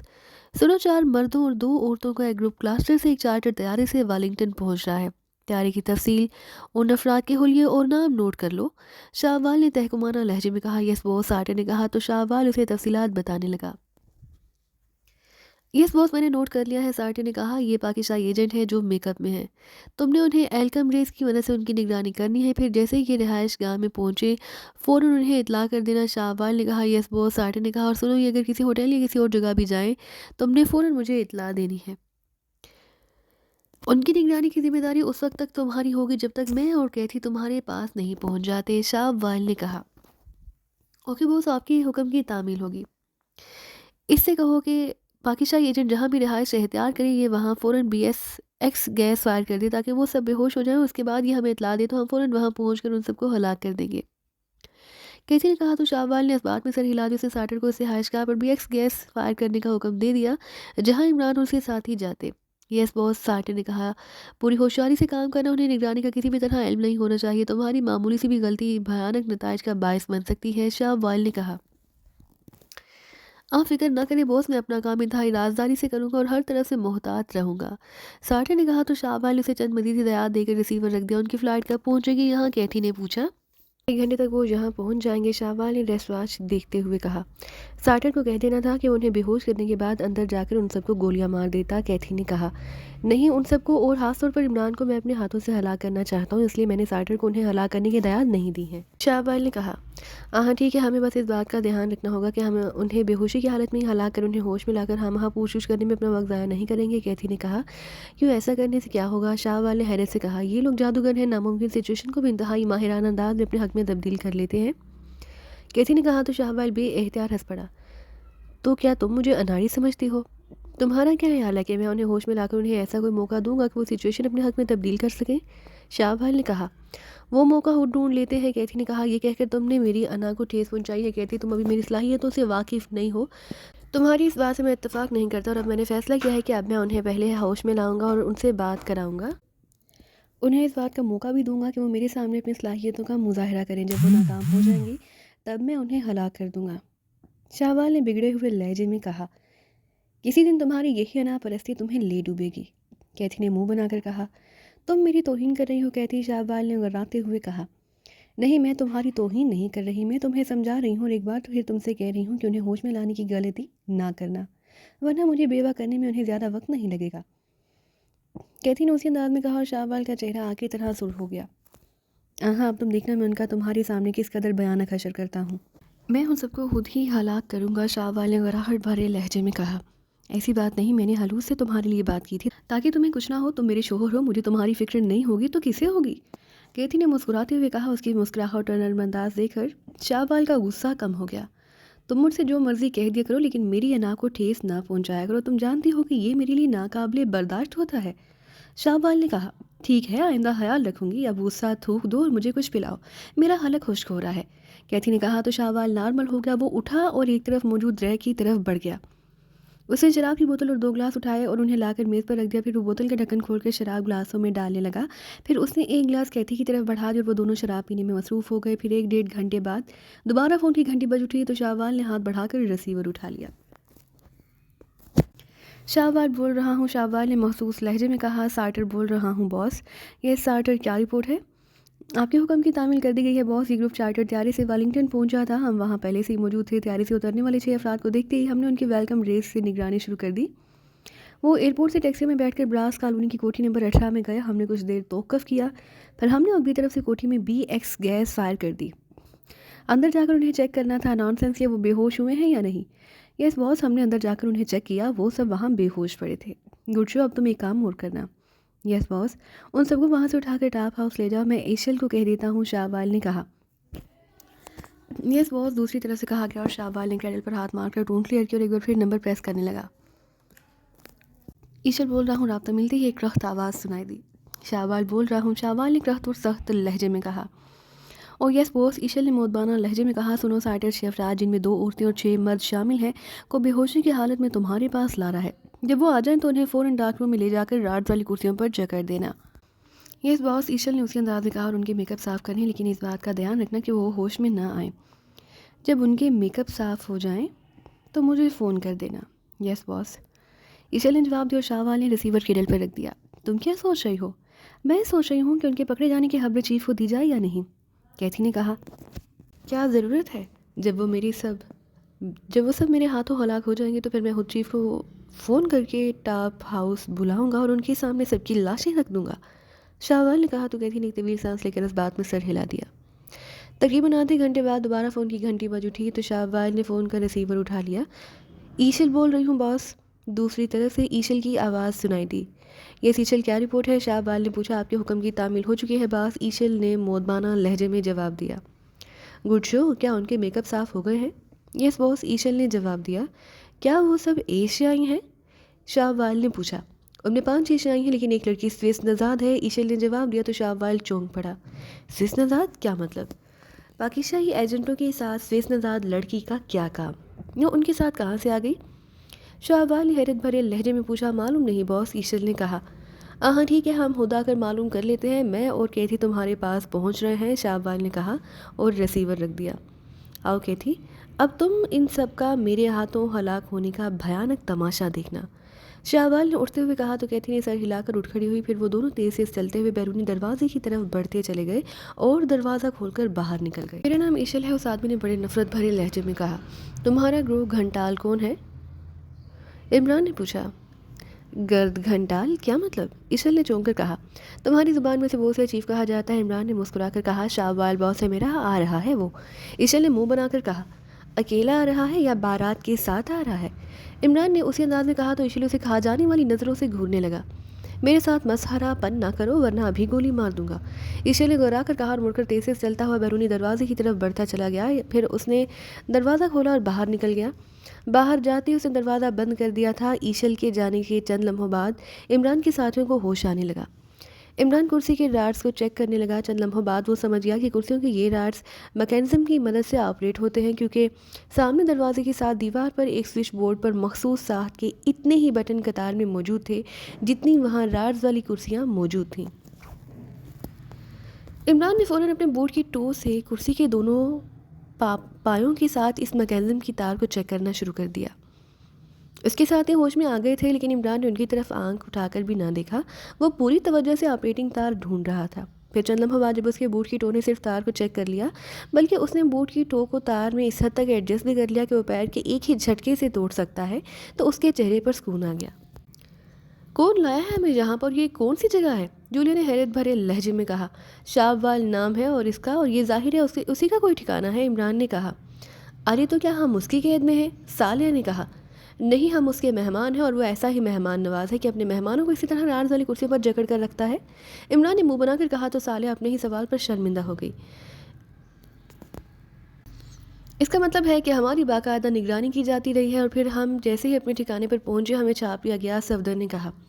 हाँ, शुक्र करो कि हमें बेहोशी की हालत में गोलियों से उड़ा नहीं दिया गया, वरना हम सब आलम वाला की सैर कर रहे होते। हमें शायद क्लास 10 में ही चेक कर लिया गया था, लेकिन उन्होंने हम पर हाथ नहीं डाला कि कहीं हम उनके हाथों से निकल ना जाएं। लेकिन हम जैसे ही दोबारा एक्री में आए उन्होंने हमें बेहोश किया और उठाकर यहाँ ले आए। इमरान ने कहा। ये शाहबाल वही है ना जिसने अपनी साथी लड़की के साथ डॉक्टर जरार रिजी को कत्ल किया था और उनके फार्मूलों वाली माइक्रोफिल्म ले उड़ा? जूलिया ने पूछा। हाँ, उसकी साथी लड़की का नाम कहती है, जो उसकी बीवी है। इमरान ने इस बात में सर हिलाकर कहा। इससे पहले कि उनमें मजीद कोई बात होती, दरवाज़ा खुला और शाहबाल और कैथी एक साथ अंदर आ गए। उनके पीछे ईशल था, जिसके एक हाथ में मशीन गन थी और दूसरे हाथ में कोड़ा। उनके साथ दो आदमी और थे जिन्होंने कुर्सियाँ उठा रखी थी। वो आगे बढ़े और उन्होंने कुर्सियाँ इमरान और उसके साथियों के सामने रख दी। कुर्सियाँ रखते ही वो दोनों मुड़े और तेज़ से चलते हुए कमरे से निकलते चले गए। शाहबाल और कैथी आगे बढ़े और उनके सामने कुर्सियों पर बैठ गए। तो तुम हो शाहबाल और कैथी? इमरान ने उन दोनों को गौर से देखते हुए कहा। हाँ, शाहबाल ने मुख्तसर जवाब देते हुए कहा। बड़ी शानदार जोड़ी है तुम दोनों की, जिसे देखकर ऐसा लगता है जैसे एक चांद हो और दूसरा सितारा। अब तुम में चांद कौन है और सितारा कौन, इसका फैसला तुम खुद कर लो। इमरान ने कहा। उसके होंठों पर इंतहाई इत्मीनान भरी मुस्कुराहट थी। ये फैसला बाद में होता रहेगा, फिलहाल हम सज़ा देने आए हैं, कैथी ने कहा। कैसी सज़ा? इमरान ने पूछा। मौत की सज़ा, जो हमने तुम सबके लिए मुंतखब की है। तुमने और तुम्हारे साथियों ने क्रीमा के मुफादात को नुकसान पहुंचाने की कोशिश की। आप एजेंसी के चीफ ने तुम्हें यहाँ से जाने का मौका दिया था, लेकिन तुमने उस मौका को कोई फ़ायदा नहीं उठाया, इसलिए हमें मजबूरन तुम्हारे खिलाफ हरकत में आना पड़ा। और हमारा असूल है कि हम हाथ आए मुजरिमों को ज़िंदा रहने का कोई मौका नहीं देते। शाहबाल ने कहा। यही मेरा भी असूल है। तुम दोनों ने पाकिशा के एक साइंसदान को हलाक किया, उसके फार्मूले चोरी कर लाए हो। तुम दोनों पाकिशा के मुजरिम हो और हम अपने दुश्मनों को तो माफ़ कर देते हैं, लेकिन पाकिशा के मुजरिमों को माफ़ नहीं करते। इमरान ने तलह लहजे में कहा। मेरा प्रोग्राम तो तुम सबको बेहोशी की हालत में ही गोलियों से उड़ा देने का था, लेकिन कैथी ने मेरी अना को ठेस पहुंचाई। उसने कहा कि मैं तुम्हें होश में लाने की कोशिश ना करूं, वरना तुम हैरत अंगेज़ तौर पर और इंतहाई माहिराना अंदाज में सिचुएशन अपने हक में कर लेते हो। ये समझती है कि तुम मुझसे बढ़कर सलाहियतों के मालिक हो, इसलिए मैंने जानबूझकर तुम्हें होश में लाया और ताकि तुम्हें अपनी सलाहियतें आजमाने का मौका दूं, कैथी को दिखा सकूं कि मेरे होते हुए तुम कुछ भी नहीं कर सकते। शाहबाल ने तंजिया लहजे में कहा। कुछ तो शायद हम वाकई नहीं कर सकते, लेकिन अगर हमने कुछ से ज़्यादा कर लिया तो फिर हमें दोष ना देना। इमरान ने मुस्कुरा कर कहा। क्या मतलब? क्या कहना चाहते हो तुम? शाहबाल ने चौंक कर कहा और साथ ही उसने जेब से मशीन पिस्टल निकाल कर हाथ में ले लिया। ये कि जो खुद पर ज़रूरत से ज़्यादा भरोसा करते हैं वो वही सबसे बड़े अहमक होते हैं। इमरान ने मुस्कुरा कर कहा। हाँ, तो तुम मुझे अहमक समझते हो? शाहबाल ने और एक झटके से उठकर खड़ा हो गया। जाहिर अहमक को अहमक नहीं समझूंगा तो और क्या समझूंगा? इमरान ने मुस्कुराते हुए कहा। उसकी बात सुनकर शाहबाल के दिमाग पर जैसे छिपकली सी सवार हो गई। उसका चेहरा यकलह ताग की तरह लाल हो गया। ये कहकर तुमने अपनी मौत के परवाने पर खुद ही दस्तखत कर लिए हैं इमरान। अब मैं बारी बारी तुम सबको गोलियों से उड़ा दूंगा। पहले मैं तुम्हारी आंखों के सामने तुम्हारे सब साथियों को हलाक करूंगा ताकि तुम अपने साथियों को मेरे हाथों बेबसी से मरते देख सको, उसके बाद मैं तुम्हें भी हलाक कर दूंगा। शाहवाल ने हालांकि बल चीखते हुए कहा और उससे मशीन पिस्टल का रुख यकलहत में बैठी हुई जूलिया की तरफ कर दिया। इससे पहले कि वो ट्रैगर दबाता, अचानक कमरा कटाक कटाकी तेज़ आवाज़ों से गूंज उठा और इमरान के गिर्द मौजूद राड्स गायब होते चले गए। कटाक कटाक की आवाज़ें सुनकर शाहवाल तेज़ी से इमरान की तरफ मुड़ा ही था कि इमरान किसी अकाब की तरह उड़ता हुआ उससे टकराया और शाहवाल चीखता हुआ उछलकर कुर्सी पर गिरा। फिर कुर्सी समेत फर्श पर जा गिरा। इमरान उसके नीचे गिरते ही इंतहाई फुर्ती से कलाबाजी खाई और उसकी लात साथ वाली कुर्सी के सामने हैरे से बुत बनी खड़ी कैथी की तरफ ठोड़ी पर पड़ी और वो भी बुरी तरह चीखती हुई कुर्सी पर गिरी और कुर्सी समेत उलटती चली गई। जबकि इमरान बिजली की सी तेज़ी से सीधा हुआ और उसने रुके बगैर साइड पर खड़े ईशल की तरफ छलांग लगा दी। ईशल के पास आते उसकी टांग चली और ईशल के हाथ से मशीन गन निकलकर दूर जा गिरी। इससे पहले कि ईशल कुछ समझता, इमरान उस पर चीते की फुर्ती से झपटा और उसने ईशल के दूसरे हाथ से कोड़ा झपटा और तेज़ी से साइड में हटता चला गया। पीछे हटते हुए उसने ज़मीन पर गोता लगाया और उल्टी कलाबाजी खाकर वो दूसरी साइड पर आ गया। शाहवाल ने अपना जिस्म घुमाते हुए उछलकर इमरान के सीने पर दोनों पैर जोड़कर मारने की कोशिश की, लेकिन इमरान तेज़ी से साइड में हो गया और उसने एक टांग पर घूमते हुए दूसरी टांग पूरी कुव्वत से शाहवाल के सीने पर मार दी। शाहवाल चीखता हुआ उछलकर पीछे दीवार से टकराया। उसके साथ ही इमरान का कोड़े वाला हाथ हरकत में आया और कमरा कैथी की दर्दनाक चीखों से गूंज उठा। वो कोड़ा खाकर उछलकर दूर जा गिरी। उसने ज़मीन से उठते हुए शाहवाल का गिरा हुआ मशीन पिस्टल उठा लिया और वो इमरान पर फायरिंग करने ही लगी थी कि इमरान ने उसे देख लिया और उसने कैथी का कोड़ा मार दिया, जिसके नतीजे में कैथी दूर जा गिरी। कैथी की चीख सुनकर शाहवाल का चेहरा गुस्से से ज़्यादा बिगड़ गया। उसने उठते ही एक बार फिर उछलकर इमरान पर हमला करने की कोशिश की, लेकिन इमरान तेज़ी से साइड में हट गया और उसने शाहवाल को भी कोड़ा मार दिया। कोड़ा खाकर शाहवाल चीखता हुआ ईशल से टकराया जो उठने की कोशिश कर रहा था। उसके बाद इमरान ने उन तीनों पर इतनी तेज़ी से कोड़े बरसाए कि कुछ ही देर में वो तीनों शदीद जख्मी होकर बेहोश हो गए। ये सब कुछ इस कदर तेज़ी से हुआ कि इमरान के साथी भी सिर्फ पलकें झपकते रह गए। उन तीनों के बेहोश होते ही इमरान ने कोड़ा एक तरफ फेंका और दरवाजे के साथ दीवार पर मौजूद स्विच बोर्ड की तरफ बढ़ गया ताकि वो स्विच बोर्ड को अपने साथियों को राड्स वाली कुर्सियों से आज़ाद करा सके। अभी वो स्विच बोर्ड की तरफ बढ़ा ही था कि उसी लम्हे अचानक शाहवाल लेटे लेटे हरकत में आया और फिर जिस तरह बंद स्प्रिंग खुलता है उसी तरह शाहवाल हरकत में आया और दूसरे ही लम्हे वो किसी उड़ने वाली स्प्रिंग की तरह सांप की तरह उछलकर इमरान से जा टकराया और इमरान का सर एक झटके से भी दीवार से टकराया। साथ ही इमरान का जिस्म रेत की हाली होते हुए थैले की तरह इकट्ठा होकर नीचे फर्श पर जा गिरा। शाहवाल ने हमला करने के बाद एक बार फिर इंतहाई फुर्ती से कलाबाजी खाई और सीधा होते ही वो तेज़ी से एक तरफ पड़े हुए अपने उस कोड़े की तरफ झपटा। फिर कोड़ा उठाकर वो जैसे ही मुड़ा, इमरान एक झटके से उठकर खड़ा हो गया। इमरान अपना सर यूं झटक रहा था जैसे उसके सर पर टनों के हिसाब से बोझ हो और वो उसे झटक झटक कर उतार रहा हो। शाहवाल ने कोड़ा उठाकर मुड़ते ही पूरी कुव्वत से कोड़ा घुमाया और कोड़ा पूरी कुव्वत से इमरान के जिस्म से टकराया और इमरान उछलकर साइड पर जा गिरा। कोड़े की जड़ से इमरान का लिबास फट गया था। शाहवाल ने इंतहाई फुर्ती से दूसरी बार कोड़ा लहराया, लेकिन इस बार इमरान का जिस्म बिजली की सी तेज़ी से हवा में इस तरह उछला जैसे कोई कलाबाजी खिलाड़ी हाई जंप के लिए उछलता है और शाय की ज़ोरदार आवाज़ के साथ ही कोड़ा उसके पैरों से नीचे गुजरता चला गया। लेकिन दूसरे लम्हे जैसे इमरान के पैर ज़मीन से लगे, वो तोप से निकले हुए गोले की तरह पूरी कुव्वत से शाहवाल से टकराया और शाहवाल समेत उछलकर नीचे फर्श पर जा गिरा। फिर शाहवाल और इमरान दोनों ही बैक वक्त उठे, लेकिन इस खौफनाक टकराव से शाहवाल के हाथ से कोड़ा निकलकर एक तरफ जा गिरा। अब वो दोनों हाली हाथ एक दूसरे के सामने खड़े थे। शाहवाल के जिस्म पर कोड़ों के कई निशान थे, जबकि इमरान के जिस्म पर कोड़े का एक ज़र्ब का निशान था। मेरा नाम शाहवाल है, मैं तुम्हारी अंतड़ियाँ निकाल दूंगा, शाहवाल ने जकलौतीदारी अंदाज में चीखते हुए कहा। अभी तुम दूध पीते बच्चे हो शाहवाल, ये तुम्हारी खुशकिस्मती है कि तुम मुझे कोड़े की एक ज़र्ब लगाने में कामयाब हो गए हो। मेरा सर जो कि दीवार से टकराया था, चंद लम्हों के लिए मेरा जहन ब्लैंक हो गया, लेकिन अब ऐसा नहीं होगा, इमरान ने बड़े इत्मीनान भरे लहजे में कहा। फिर जैसे इमरान का फिक्र ख़त्म हुआ, शाहवाल के हलक से गराहट निकली और उसने जकलौत इमरान पर छलांग लगा दी। उसने इंतहाई माहिराना अंदाज में अपना जिस्म को दाएं तरफ सिकड़ कर छलांग लगाई, लेकिन छलांग के दौरान उसका जिस्म इंतहाई माहिराना अंदाज में बाएं जानिब घूम गया। उसका ख्याल था कि इमरान उसके जिस्म के ज़ाविये को देखकर नफसियाती तौर पर दाएं तरफ रोता मारेगा, इस तरह वो उसे भरपूर ज़र्ब लगाने में कामयाब हो जाएगा, लेकिन इमरान रोता मारने की बजाय साकत खड़ा रहा। फिर जैसे ही शाहवाल का जिस्म बुरी तरह से घूमा, इमरान का जिस्म किसी लट्टू की तरह घूमा और शाहवाल के जिस्म हवा में रोल होता हुआ पूरी कुव्वत से साइड दीवार से टकरा कर नीचे जा गिरा। इमरान ने दोनों हाथों से उसकी फ़िज़ा में उठे हुए जिस्म को इस अंदाज में ज़र्ब लगाई कि शाहवाल का जिस्म घूमता हुआ दीवार से टकराकर नीचे फर्श पर जा गिरा। फिर इससे पहले कि शाहवाल उठता, इमरान बिजली की सी तेज़ी से आगे बढ़कर झुका और दूसरे लम्हे ताकतवर शाहवाल का जिस्म हवा में उठता हुआ इस तरह घूमा जैसे पत्थर को घुमाकर समंदर में फेंका जाता है। इस बार कमरा शाहवाल के हलक से निकलने वाली होलनाक चीखों से लर्ज उठा। शाहवाल का घूमता हुआ जिस्म इंतहाई खौफनाक धमाके से दीवार पर लगे स्विच बोर्ड से जा टकराया। इमरान ने उसकी टांग पकड़कर उसे एक ज़ोरदार झटके से फिजा में उठाया और घुमाकर छोड़ दिया, ऐसे जैसे पत्थर को घुमाकर समंदर में फेंका जाता है। और इस बार कमरा शाहवाल के हलक से निकलने वाली होलनाक चीखों से लर्ज उठा। इमरान चंद लम्हों से देखता रहा, फिर वो मुड़कर अपने साथियों की तरफ देखने लगा जो खामोशी से बैठे ये खौफनाक जंग देख रहे थे।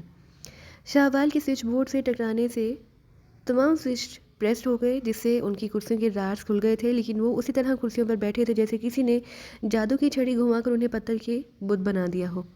ये वाकई इंतहाई खौफनाक और ताकतवर लड़ाका है, सफदर ने कहा। हाँ, इसके जिस अंदाज में मेरा सर दीवार से मारा, इस वक्त तो मुझे सचमुच अपनी नानी याद आ गई थी। अगर मैं खुद को फ़ौरन ना संभाल लेता तो उसकी जगह मैं पड़ा होता, इमरान ने कहा।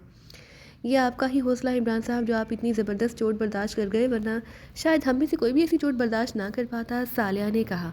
तुम इन तीनों को रार्स वाली कुर्सियों पर जखड़ों में बाहर जाकर चेक करता हूँ, इमरान ने कहा। और फिर उसने शाहवाल का गिरा हुआ मशीन पिस्टल उठाया और तेज से चलता हुआ बैरूनी दरवाजे की तरफ बढ़ता चला गया। उसने आहिस्ता से दरवाज़ा खोला और बाहर किसी को ना पाकर बाहर निकल गया। ये एक रिहायशी कोठी थी और वो सब इस कोठी के तय खाने में मौजूद थे। इमरान ने तय खाने से निकलकर कोठी का जायज़ा लिया। कोठी में मुख्तलिफ मकामात पर 4 मुसल्लह अफराद थे।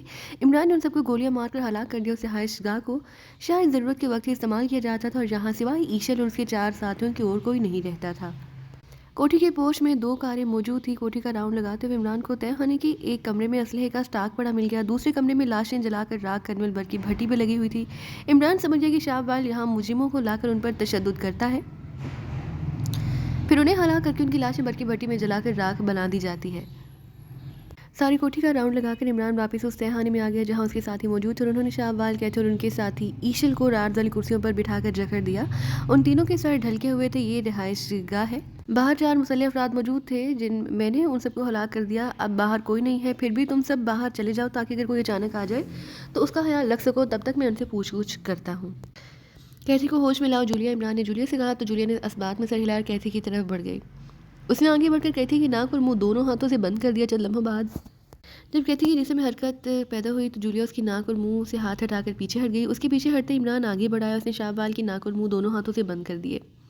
जब शाहवाल के जिस्म में हरकत हुई तो उसने हाथ हटा लिए और उन दोनों के होश में आने का इंतज़ार करने लगा। चंद ही लम्हों में उन दोनों को होश आ गया और होश में आते ही उन्होंने बेएहतियार उठने की कोशिश की, लेकिन दूसरे ही लम्हे उन्हें मालूम हो गया कि वो रार्ड वाली कुर्सियों पर जकड़े बैठे थे। क्या मतलब ये सब क्या है? तुम सब रार्ड वाली कुर्सियों से आज़ाद कैसे हो गए? होश में आते ही शाहवाल ने बुरी तरह से चीखते हुए कहा। कैथी की भी आंखें खुल गई। उसका चेहरा बिगड़ा हुआ था और उसके चेहरे पर भी शदीद हैरत लहरा रही थी। तुमने यकीनन इसे समझाया होगा कि यह हमें होश में लाने की गलती ना करे और गोलियों से उड़ा दे, लेकिन तुम्हारा शोहर जिस फितरत का मालिक है उसने तुम्हारी बात को अना का मसला बना लिया होगा और कहा होगा कि जब तक वो हमें होश में नहीं लाएगा ये हमें हलाक नहीं करेगा। इमरान ने कैथी की तरफ देखते हुए कहा। उसके होंठों पर मुस्कुराहट थी। हाँ, ये बात दुरुस्त है, मैंने इससे यही सब कहा था। लेकिन कैथी ने दांतों से होंठ काटते हुए कहा, लेकिन क्या? आखिर ये सब मुमकिन कैसे हो गया? तुम सब रार्स वाली कुर्सियों से कैसे आज़ाद हो गए? तो क्या तुम वाकई जादूगर हो क्या? कैथी ने आंखें फाड़ते हुए कहा। मैं स्विच बोर्ड पर मौजूद स्विचों को देखते ही समझ गया था कि इन कुर्सियों के रार्स का मैकेनिज्म उन्हीं स्विचों में से है जिनके तार जाहिर हैं। उन कुर्सियों के पारियों से होकर गुजरते हैं, इसलिए मैंने तुम्हारे आने से कबल ही पैरों की मदद से तार तलाश कर लिए और उनमें बोर्ड की टो फंसा दी। उसके बाद एक झटके की ज़रूरत थी और मैंने ऐसा ही किया, इमरान ने वजाहत करते हुए कहा। तो कैथी और शाहवाल एक तवील सांस लेकर रह गए। फिर भी मैं उसे जादू ही कहूँगा, तुम्हारी जहानत का जादू जो वाकई सर चढ़कर बोलता है, शाहवाल ने एक तवील सांस लेते हुए कहा। वाकई तुम इंतहाई हैरत अंगेज सलाहियतों के मालिक हो। काश शाहवाल ने मेरी बात मान ली होती, कैथी ने हसरत भरे लहजे में कहा। ये सब बातें करके अगर तुम मुझसे किसी किस्म की रियायत हासिल करना चाहती हो तो ये तुम्हारी भूल है। तुम दोनों ने पाकीशा में एक सायदान बल्कि उसकी रिहाइशगाह में मौजूद बहुत से अफराद को हलाक किया है। तुम दोनों पाकीशा के मुजरिम हो और मैं पाकीशा के मुजरिमों को कभी ही किसी सूरत में माफ़ नहीं करता, इमरान ने सख्त लहजे में कहा। हम तुमसे कोई रियायत नहीं मांग रहे और ना ही हम तुमसे अपनी ज़िंदगी की भीख मांगेंगे। बाजी अब तुम्हारे हाथ में है, इसलिए तुम हमसे जो चाहो सलूक कर सकते हो। शाहवाल ने बड़े तलह लहजे में कहा। गुड शो, अगर तुम दोनों ने मेरे साथ ताउन किया तो हो सकता है कि मैं तुम दोनों को जिंदा छोड़ दूं, क्योंकि बिला वजह कत्ल वारत मेरा शौक नहीं और मैं ना ये पसंद करता हूँ, इमरान ने कहा। कैसा ताउन चाहते हो तुम? कैथी ने उसे तेज नज़रों से घूरते हुए कहा। तुमने आपको हमारे बारे में क्या बताया है? इमरान ने पूछा। भी हमने चीफ को तुम्हारे बारे में कोई रिपोर्ट नहीं दी। मेरा इरादा था कि मैं तुम सबको हलाक करने के बाद चीफ को कॉल करता ताकि उन्हें तुम्हारी लाशें दिखा सकता। शाहवाल ने जवाब दिया। तुम्हारा हेडक्वार्टर कहाँ है और वहाँ कितने अफराद हैं? इमरान ने पूछा। ब्रासलैंड कॉलोनी में है मेरा हेडक्वार्टर, वहाँ 20 आदमी मौजूद हैं। लेकिन तुम ये सब कुछ क्यों पूछ रहे हो? शाहवाल ने हैरत भरे लहजे में कहा। सवाल नहीं, जो पूछूं बस उसका जवाब दो, इमरान ने क्रख्त लहजे में कहा। तो शाहवाल ने होंठ भींच लिए। तुम्हारा नंबर 2 कौन है? मेरी नंबर 2 कैथी है। तुम दोनों के बाद कोई और भी तो होगा जो तुम्हारे ग्रुप को हैंडल करता है। हाँ, उसका नाम मार्टो है। हमारे बाद हेडक्वार्टर का वही इंचार्ज है जिसे थर्ड इंचार्ज कहा जाता है। कैथी ने जवाब दिया। Good show. आप ये बताओ कि हाप कहाँ पर है? इमरान ने कहा। वो अपने हेडक्वार्टर में होगा और कहाँ हो सकता है? शाहवाल ने मुंह बनाकर कहा। मैं उसके हेडक्वार्टर का ही पूछ रहा हूँ। इमरान ने कहा। उसके हेडक्वार्टर का हमें इल्म नहीं, कैथी ने सर झटक कर कहा। तो इमरान के होंठों पर बेएहतियात मुस्कुराहट आ गई। तुम दोनों आप एजेंसी के टॉप एजेंट्स हो और तुम्हें हेडक्वार्टर का इल्म नहीं? इससे बड़ा झूठ और क्या होगा? इमरान ने तंजिया लहजे में कहा। ये झूठ नहीं, सच है। हमें वाकई हेडक्वार्टर का इल्म नहीं और ना ही हमारी आज तक चीफ से कभी मुलाकात हुई है। वो हमें फ़ोन पर या फिर ट्रांसमीटर पर हिदायत देता है। वो कौन है, कहाँ रहता है, इसके बारे में हमें कुछ मालूम नहीं। शाहवाल ने सख्त लहजे में कहा। मैंने तो सोचा था कि तुम दोनों ताउन करोगे तो मैं तुम्हें छोड़ दूंगा, लेकिन अब तुम रियायत नहीं चाहते तो तुम्हारी मर्ज़ी। जूलिया उनके साथ ही ईशल को गोलियां मार दो, गोलियां उसके सर पर पड़नी चाहिए। इमरान पे पहले उन दोनों से और फिर जूलिया से मुहातिब होकर कहा। ओके, जूलिया ने स्पार्ट लहजे में कहा। फिर इससे पहले कि वो दोनों कुछ कहते, जूलिया ने हाथ में पकड़े हुए मशीन पिस्टल का रुख उनके साथ ही ईशल की तरफ किया और ट्रैगर दबा दिया। तड़तड़ाहट होकर बेहोश पड़े ईशल का सर किसी नारियल की तरह टूटकर बिखर गया। जूलिया ने बस्ट मार कर उसकी खोपड़ी उड़ा दी। खून की छींटे और गोश्त के लोथड़े उड़ उड़ कर शाहवाल और कैथी पर पड़े तो वो लर्ज कर रह गए। ये तुमने क्या किया? कैथी ने लरसते हुए लहजे में कहा। इसके बाद तुम्हारे शोहरे नामदार का भी कुछ ऐसा ही हशर होगा। इमरान ने सर्द लहजे में कहा। तुम मुझे डरा रहे हो? शाहवाल कराया। नहीं, समझा रहा हूँ, इमरान ने कहा। तुम हमारी बात पर यकीन क्यों नहीं करते कि हमें वाकई चीफ आपके बारे में कुछ मालूम नहीं? कैथी ने परेशानी से सर झटकते हुए कहा। तुम बेहतरीन अदाकार हो, मैं इस बात को मान लेता हूँ, लेकिन तुम्हारे चेहरे की बनावट तुम दोनों की आंखों की चमक मुझे बता रही है कि तुम दोनों झूठ बोल रहे हो। इमरान ने कहा। अगर तुम्हें वाकई हमारी बात पर यकीन नहीं तो ठीक है, कर दो हमें हलाक। शाहवाल ने होंठ भींचते हुए कहा। ओके जूलिया, इसकी भी खोपड़ी उड़ा दो। इमरान ने इत्मीनान भरे लहजे में कहा। तो जूलिया ने इस बात में सर हिला और मशीन पिस्टल करो शाहवाल की सर की तरफ कर दी। देखकर शाहवाल को कैथी की आंखों में खौफ और परेशानी के साए भर आए। रुको, कैथी ने जूलिया को मशीन पिस्टल के ट्रैगर पर उंगली का दबाव डालते देखकर यकलह चीखते हुए कहा। अब क्या हुआ? तुम्हारा शोहर खुद ही कह रहा है कि मुझे यकीन नहीं है, तो तुम दोनों को हलाक कर दूँ? इमरान ने तंजिया लहजे में कहा। तुम्हें अपनी बात का यकीन दिलाने के लिए मेरे पास एक रास्ता है, कैथी ने होंठ काटते हुए कहा। कौन सा रास्ता? इमरान ने चौंक कर पूछा। तुम मेरी चीफ से बात कराओ, मैं बातों बातों में चीफ से तुम्हें तस्दीक करा दूंगी कि हम उसे जानते हैं या नहीं, कैथी ने कहा। ठीक है, ये ज़्यादा मुनासिब रहेगा।